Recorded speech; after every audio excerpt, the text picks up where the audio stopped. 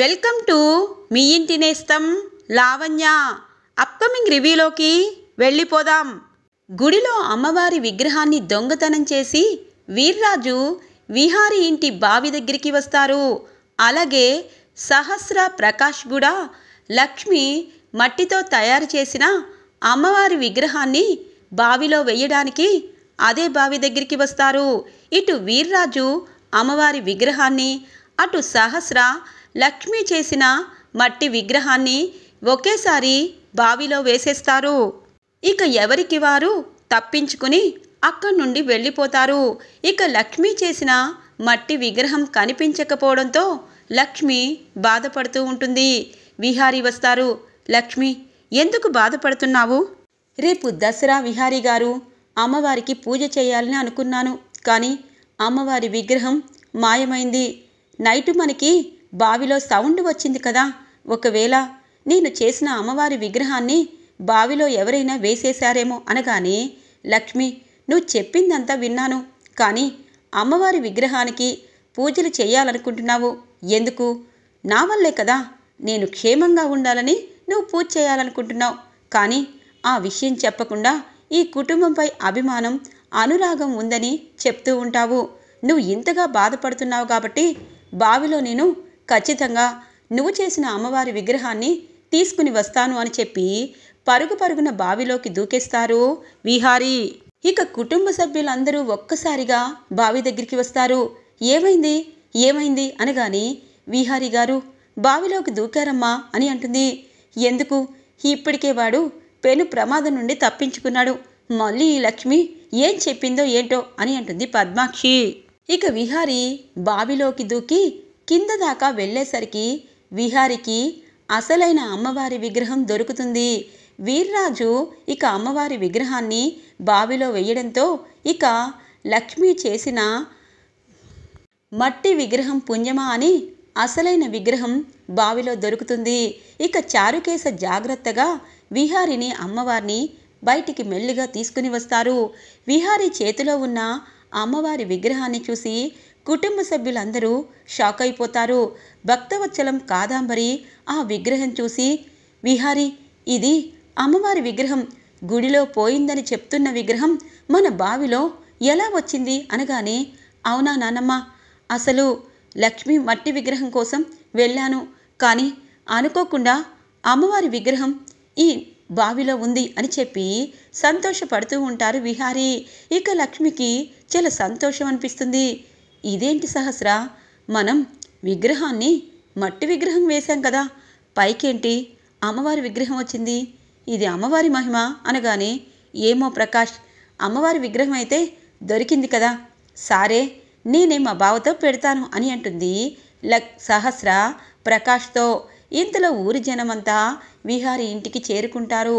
పంతులు గారు, అమ్మ, నిజంగా మహత్యం గల తల్లి, మీ బావిలోనే అమ్మవారు దొరికారు, ఎవరో దొంగతనం చేసి మీ బావిలో వేసేశారు అని చెప్తూ ఉంటారు పంతులు గారు. ఇక పోచమ్మ, ఊరి జనాలందరూ చాలా సంతోషపడుతూ అమ్మవారిని ఒక రోజంతా ఈ బావిలో కొలువుంచారు, త్వరగా ఈ అమ్మవారికి పూజలు అందుకోవాలి, అమ్మవారి విగ్రహాన్ని గుడిలో ప్రతిష్ఠిస్తాము, ఇటు విహారీ బాబు అని అంటారు. ఇంతలో లక్ష్మి, వద్దు, అమ్మవారు మా ఇంటి బావిలో దొరికారు కాబట్టి ఈ ఇంటి పూజ అందుకొని నేనే స్వయంగా తీసుకొని వస్తాను అని అంటుంది లక్ష్మి. అలా ఎలా కుదురుతుంది? ఈ అమ్మవారు గుడిలో ఉండాల్సిన అమ్మవారు మీ బావిలో దొరికితే మీరు పూజలు ఎలా సమర్పిస్తారు? అసలే ఊరికి అరిష్టం ఎక్కువగా ఉంది, అమ్మవారు త్వరగా పూజలు అందుకొని ఈ 9 నవరాత్రులు అమ్మవారు అవతరణ వేస్తూ ఉంటే ఊరిలో కరువు కాటకాలు ఉండవని అనుకుంటున్నాము, ఇంకా నువ్వు పూజ చేయడం ఏంటి?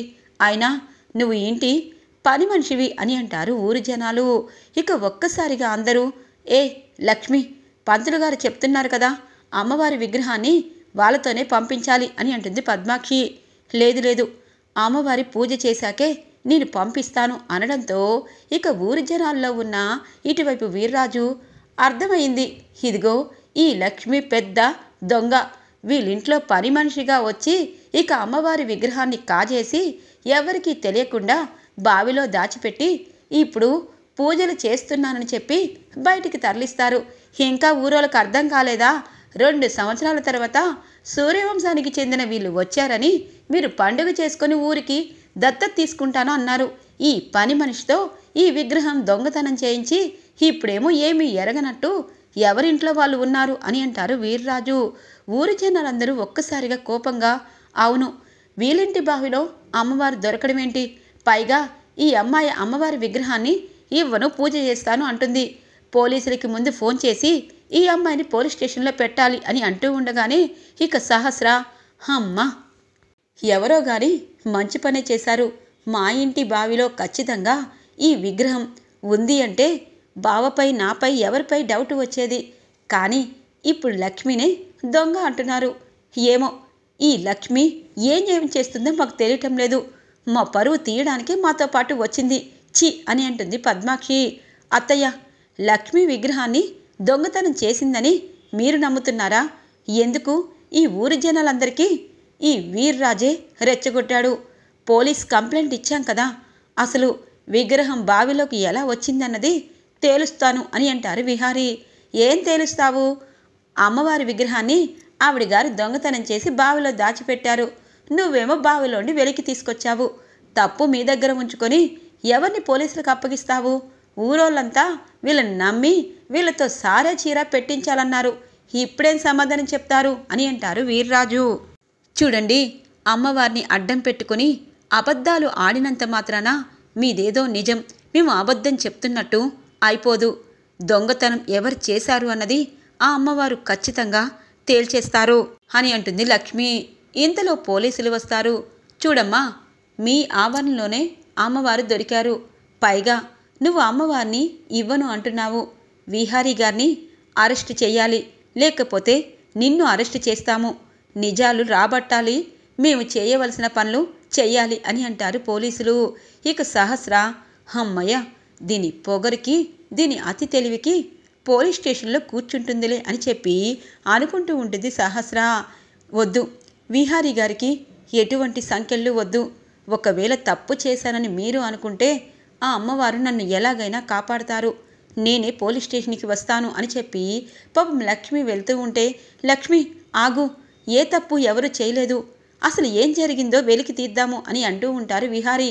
విహారీ ఆగు, అది అమ్మవారి విగ్రహాన్ని ఇవ్వకుండా పూజ చేస్తాను అన్నప్పుడే ఊరందరికీ డౌట్ వచ్చింది. అదే ఒకవేళ విగ్రహాన్ని తీసుకొచ్చిందేమో. దాని మట్టి విగ్రహం పోయినందుకు అమ్మవారి విగ్రహాన్ని దొంగతనం చేసుంటుంది. దాని గురించి తక్కువ అంచనా వేయొద్దు అని అంటుంది పద్మాక్షి. యమునమ్మ, చారుకేశ, వసుధ బాధపడుతూ ఉంటారు. ఇక లక్ష్మికి సంకెళ్ళ వేసు తీసుకువెళ్తూ ఉంటే ఇంతలో పరుగు పరుగున ఒక చిన్న పాప గుడిలో నిద్రిస్తూ ఉంటుంది కదా. ప్రకాష్ కావాలనే లక్ష్మి దొంగతనం చేసిందని ఇక సాక్ష్యాలు బయటపడకుండా, ఇక తను దొంగతనం చేసినట్టు సాక్ష్యాలు అనేది కావాలని లక్ష్మి నిద్రపోతూ ఉంటే కాలు పట్టిని తీసుకుని గుడి ఆవరణలో వేస్తారు. అంటే గుడిలో దొంగతనం చేసి విగ్రహం బావిలో వేసింది లక్ష్మి అని ప్రూఫ్ కోసం అలా చేయడంతో ఆ పట్టీని పోలీసులు తీసుకుంటారు. ఈ పట్టీ ఎవరిది అని అంటారు. నాదే అనగానే అర్థమైంది కదా, ఇక ఈవిడిగారే గుళ్ళో విగ్రహం దొంగతనం చేసింది అనగానే లేదు లేదు అని అంటుంది ఆ చిన్న పాప. మరి ఎవరయ్యుంటారు అనగానే ఈ పట్టీ వేసింది ఇదిగో ఈ అంకులే, రాత్రి వచ్చి ఈ పట్టీ వేసి నన్ను బెదిరించాడు అని చెప్పడంతో ఇక ప్రకాష్ని పోలీసులు చూస్తూ ఉంటారు. ఒరే, ఏం చేశావు అనగానే నేనేం తప్పు చేయలేదు అనగానే విహారీ, చారుకేశ ప్రకాష్ చెంప పగలగొడతారు. ఏంటి, ఇంట్లో ఉన్నది చాలదు, అలాగే ఊరి వచ్చాక కూడా లక్ష్మిపై కుట్ర పన్నుతావా? నిజం చెప్పరా అనగానే తప్పైపోయింది, నిజం చెప్పాలంటే ఆ విగ్రహం దొంగతనం చేసింది లక్ష్మి కాదు, ఈ వీర్రాజు గారే. ఎందుకంటే సూర్యవంశం కుటుంబం 2 పుష్కరాల తర్వాత ఈ ఊరు వచ్చి ఇక పేరు ప్రఖ్యాతులు సంపాదిస్తుందేమో. విహారీ ఊరు దత్తత తీసుకొని పేరు ప్రఖ్యాతులు మరింత రెట్టింపు చేస్తాడేమోనని ఈ పని అతనే చేయించాడు అని చెప్పి అనగానే ఒక్కసారిగా ఊరంతా ఉలిక్కి పడుతుంది. వీర్రాజుని అరెస్ట్ చేయబోతూ ఉంటే ఇక లక్ష్మి అడ్డుకుంటుంది. చూడండి, ఈ ఊర్లో తల్లో నాలికలా పెద్ద దిక్కులా ఉండాల్సింది పోయి ఇలా చిల్లరి పనులు చేస్తే జైలు జీవితమే వస్తుంది. అందుకే ఇకపై మారండి. ఈ ఊర్లో విహారీ కుటుంబం ఒక వారం రోజులు మాత్రమే ఉంటుంది. కానీ ఈ ఊరిని కనిపెట్టుకుని ఉండవలసిన బాధ్యత మీదే.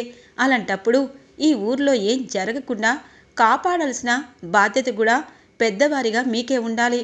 కానీ మీరే గడ్డి తింటే మరి ఊరి పెద్దలు ఏం చేస్తారు? ఇన్స్పెక్టర్ గారు, ఈ ఒక్క తప్పుని వీరాంజనేయులు తప్పుని మన్నించండి. ఈ ఊర్లో దసరా ఉత్సవాలు జరుగుతున్నాయి. ఖచ్చితంగా ఊరంతా సంబరంగా ఈ ఉత్సవాలు జరిపించాలి. అప్పుడే ఈ ఊరికి చీడ పీడ రోగాలు అలాగే ఊరికి ఉన్న కష్టాలు తొలుగుతాయి అని చెప్పి ఇక వేడుకుంటుంది లక్ష్మి. వీర్రాజుని ఒక్క క్షమాపణ వదిలేసి వెళ్ళిపోతారు ఇన్స్పెక్టర్. వీర్రాజు లక్ష్మి కాళ్ళకి దండం పెడతారు. అమ్మా, నా కూతురు లాంటి దానివి. నేను చేసిన తప్పుకి సిగ్గుపడుతున్నాను. అలాగే వీళ్ళు నా వాళ్ళు, కానీ వాళ్ళ ఎదుగుదల చూసి కుళ్ళిపోయాను. ఈ ఊళ్ళో నేను చాలా చాలా అరాచకాలు చేశాను. అధిక వడ్డీలకిచ్చాను. నేను చేసిన తప్పుకి దేవతలను వచ్చి మార్చేశావు అని చెప్పి లక్ష్మికి చేతులెత్తి దండం పెడతారు వీరాంజనేయులు. ఇక విహారీ, వద్దు, అలా పెట్టాల్సిన అవసరం లేదు. లక్ష్మి గురించి నీకు తెలుసు, మా ఇంట్లో వాళ్ళకే తెలీదు అని అంటారు. ఇక ఊరంతా లక్ష్మి గొప్పతనాన్ని మెచ్చుకుంటూ ఇక అమ్మవారి సారికి సిద్ధమైపోతారు. ఇక భక్తి శ్రద్ధలతో అమ్మవారి సారె ఇవ్వాలనుకున్న ఇటువైపు సహస్ర చేతిలో నుండి అమ్మవారి సారే కింద పడిపోతూ ఉంటే ఇటువైపు లక్ష్మి చేత్తో పట్టుకొని ఇక అమ్మవారి సారిని కింద పడనీయకుండా అడ్డుకుంటుంది. ఇక పంతులు గారు, అమ్మ, నువ్వే నీ చేతులతో అమ్మవారి సారినివ్వు. ఎందుకంటే పడిపోతున్న సారిని పట్టుకున్నా నీకే ఆ అదృష్టం దక్కుతుంది అని చెప్పడంతో అమ్మవారి సారిని ఇక లక్ష్మి చేతుల మీదుగా అమ్మవారికి సమర్పిస్తారు. ఇక ఎవరు ఏమీ అనలేని పరిస్థితి. విహారీ అలాగే ఇటువైపు చారుకేశ, సహస్ర, యమునమ్మ సంతోషపడతారు. ఇక అందరూ ఇంటికి చేరుకుంటారు. దసరా నవరాత్రులు ఆ ఊరిలో అంగరంగ వైభవంగా ఇక పూర్తవడంతో ఇటువైపు విహారీ ఫ్యామిలీ అంతా ఇక తమ ఇంటికి చేరుకుంటారు. ఇక సహస్ర ఎదురుగా వచ్చి, ఏంటక్క, ఊర్లో ఏమేం విశేషాలు?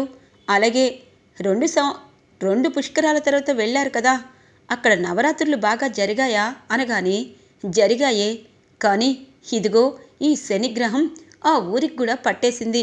కనీసం మన పేరు ప్రఖ్యాతులు కూడా లేవు. అన్నీ ఈవిడి గారికే అక్కడ జరిగాయి అని చెప్పి అంటుంది. అవును, ఈ పాపిష్టి దాన్ని వద్దు అనుకున్నాము. లాస్ట్ నిమిషంలో నేనే తీసుకొచ్చాను అని చెప్పి కాదాంబరి అంటూ ఉంటుంది. నా మనవరాలకి దక్కాల్సినవన్నీ ఇదిగో ఈ శనిగొట్టు దానికి దక్కాయి. ఏ యమునా, ఈ దరిద్రాన్ని తీసుకొచ్చి ఇంకా మా నెత్తి మీదకి వచ్చావు. విహారీ, ఇది ఈ ప్రకాష్ గాడి భార్య కదా, వాళ్ళిద్దరినీ వేరే ప్లేస్కి ఎందుకు పంపించలేదు? ఇంకా ఇంట్లోనే ఉంచుకున్నారేంటి అని అంటుంది కాదాంబరి. అవును, ఒరే ప్రకాష్, నీకు లక్ష్మికి ఎప్పుడు పెళ్ళయింది అని అంటుంది పద్మాక్షి. అంటే సర్టిఫికెట్ చూపించాను కదా ఆంటీ అనగానే, ఇంతలో ఆ సర్టిఫికెటు దొంగ సర్టిఫికెట్ అని నేను తేల్చుకున్నాను. అసలు లక్ష్మి భర్తవి నువ్వు కాదు కదా అని అంటుంది పద్మాక్షి. ఇక విహారీ ఒక్కసారిగా, అత్తయ్య నీకెలా తెలుసు అని అంటారు. అన్నీ తెలుసుకున్నాను. ఎందుకంటే నీ ఫ్రెండ్ గాని లక్ష్మికి వీడు భర్త కాదు. అసలు లక్ష్మి ఎవరు? అనాథని ఇంటికి తీసుకొచ్చావు, కానీ అది అనాథ కాదు. ఎవరెవరో దానికోసం వస్తూ తన భర్తని అనుకుంటే ఖచ్చితంగా భర్త అయితే వెళ్తుంది, కానీ నిన్నే అట్టి పెట్టుకుని ఉంటుంది ఈ లక్ష్మి. అందుకే తన భర్త ఎవరో నువ్వే చెప్పు అని అంటుంది విహారికి. అత్తయ్య అది కాదు అనేలోపు యమునమ్మ అంటుంది, వదిన, ఎందుకు ఊరు నుండి ఇప్పుడే వచ్చాము. లక్ష్మి భర్త ప్రకాష్ కాదని నాకు తెలుసు. వాడు కావాలని ఇలా మోసంగా మాట్లాడుతున్నాడు. ఒరే ప్రకాష్, ఆడపిల్లలకి అన్యాయం చేయకూడదు. మర్యాదగా ఇక్కడి నుండి వెళ్ళిపో అని అంటుంది. ఇక సహస్ర ప్రకాష్ వైపు చూస్తూ, ఛ, ఈ ప్లాన్ కూడా ఫ్లాప్ అయింది, ఇప్పుడు ఎలా అని అనుకుంటుంది సహస్ర. ఇక లక్ష్మి పద్మాక్షి దగ్గరికి వస్తుంది. అమ్మ, నా గురించి ఎప్పుడూ చెడుగా అనుకుంటారు, కానీ ఈ కుటుంబానికి నేను చెడు చెయ్యాలని లేదు. అలాగే ఈ కుటుంబంలో అందరూ బాగు కోసమే కోరుకున్నాను. విగ్రహం దొంగతనమైనా అది మన ఇంటి పేరు వస్తుందని నేను వెళ్ళాను. అక్కడ వీర్రాజు గారికి నేను తగిన బుద్ధి చెప్పాను. కానీ ఈ కుటుంబం కోసం నేను ఏమీ చేయలేనని మీరు అనుకుంటారు. మనందరం ఒకటని నేను అనుకుంటానమ్మా. ఇప్పుడు నా భర్త ఆ ప్రకాష్ కాదని మీరు ఎలా తెలుసుకున్నారు? మీరు నా మీద కోపంగా ఉన్నా నా గురించి ఇంతగా ఆలోచించినందుకు నిజంగా నేను మిమ్మల్ని తల్లిగానే అనుకుంటాను. ఎవరూ నాకు లేరు, కానీ మీరే తల్లి, తండ్రి, తోబుట్టువులు, ఈ కుటుంబమే నా కుటుంబం అనుకుంటున్నానమ్మా. ఎవరికి నేను అన్యాయం చేయాలని ఈ కుటుంబంలో అడుగు పెట్టలేదు. నా వల్ల నిజంగా మీకు అన్యాయం జరిగితే ఖచ్చితంగా మీకు ఏం కావాలి అన్నది నేను మరుక్షణమే చేస్తానమ్మా అనగానే లక్ష్మి అని అంటారు విహారీ. ఏ లక్ష్మి, ఇప్పటిదాకా నువ్వు ఈ కుటుంబం కోసం చాలా పాటుపడ్డావని నాకు తెలుసు. విహారీ జైలుకు వెళ్ళబోతూ ఉంటే చనిపోయిన కూలీలని ప్రాణం పోయేటట్టు పోరాడి కాపాడావు. అందుకే నీ గురించి నిజం తెలుసుకున్నాను. నువ్వు విహారీ భార్యాభర్తలు అని అంటుంది పద్మాక్షి. ఒక్కసారిగా ఏమునమ్మా అందరూ షాక్ అవుతారు. ఏంటి పద్మాక్షి, ఏం మాట్లాడుతున్నావే అని అంటుంది ఇక కాదాంబరి. ఇక భక్తవత్సలం అమ్మ పద్మాక్షి అనగానే, నాన్న, ఈ భయంకరమైన నిజం నేను తెలుసుకున్నాను. కానీ అవకాశం కోసం ఎదురు చూశాను. అలాగే మనం మన ఊరు వెళ్ళి మంచి జరగాలని కోరుకున్నాము. అలాగే ఇక్కడికి వచ్చాక ఈ లక్ష్మితో నేను మంచి పని ఇంకోటి చేయిస్తున్నాను. చూడు విహారీ, నువ్వు భార్యాభర్తలు, పెళ్ళై సంవత్సరమైంది. మీ ఇద్దరికీ విడాకులు కావాలని ఆ జడ్జి గారు మీ ఇద్దరితో మరోసారి పెళ్లి చేసి ముడివిప్పాలనుకున్నది నేను చూశాను, కనిపెట్టాను, తెలుసుకున్నాను. అందుకే చెప్తున్నాను, మీ ఇద్దరూ విడాకులు తీసుకోవాలి. ఈ ఇంటి కోసం, ఈ ఇంటి వాళ్ళ కోసం, విహారీ కోసం, పరువు కోసం ఏదైనా చేస్తానన్నావు కదా. ఇప్పుడు ఈ విడాకులు కాగితాలపైన మీ ఇద్దరు సంతకాలు చేయండి. అప్పుడే ఈ ఇంటి మేలు నువ్వు కోరుకున్నావని అనుకుంటాను. లేకపోతే ఇప్పుడే మెడ పట్టుకొని బయటికి గెంటేస్తాను అని అంటుంది పద్మాక్షి. ఒక్కసారిగా విహారీ షాక్ అయిపోతారు. ఈరోజు రివ్యూ ఇలా ఇంట్రెస్టింగ్గా ఎండ్ అవుతుంది ఫ్రెండ్స్. రాబోయే రివ్యూ కోసం మా ఛానల్ని సబ్స్క్రైబ్ చేసుకోండి. Thanks for watching friends.